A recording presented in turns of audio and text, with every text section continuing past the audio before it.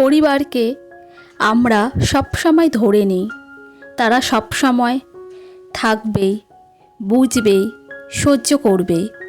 কিন্তু কখনো কি ভেবে দেখেছেন যে মানুষটা প্রতিদিন আপনার জন্য অপেক্ষা করে সে মানুষটা একদিন থাকবে না? মা চুপ করে বসে থাকে কিন্তু কিছু বলে না, কেন জানেন? কারণ আপনি সময় দেন না।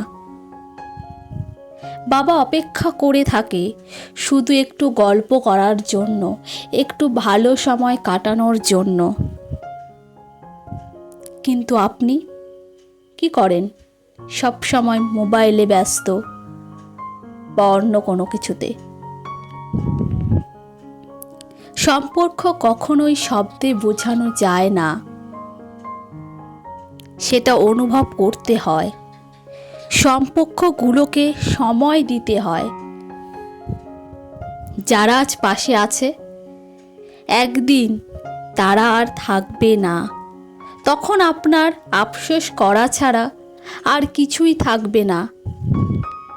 তখন মনে হবে কেন সময় দিলাম না, তখন মনে হবে সময় দিলে ভালো হতো। এখন আফসোস করা ছাড়া আর কিছুই থাকবে না। তাই কাছের মানুষগুলোকে সময় দিন। তাই এখনই সময়। একবার কাছের মানুষদের জড়িয়ে ধরে বলুন, ভালোবাসি, ভালোবাসি মা, ভালোবাসি বাবা।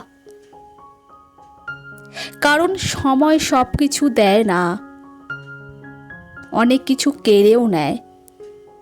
তাই সময় থাকতেই কাছের মানুষদের সময় দিন, মূল্য দিন, তাদের সাথে ভালো সময় কাটান।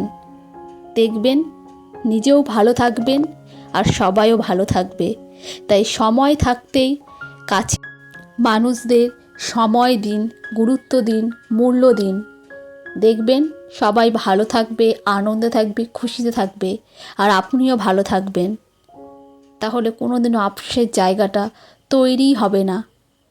আমার কথাগুলি যদি আপনাদের ভালো লেগে থাকে তাহলে অবশ্যই লাইক, কমেন্ট, শেয়ার করে দিন, অন্যদের কাছে পাঠান, সবাইকে বলুন।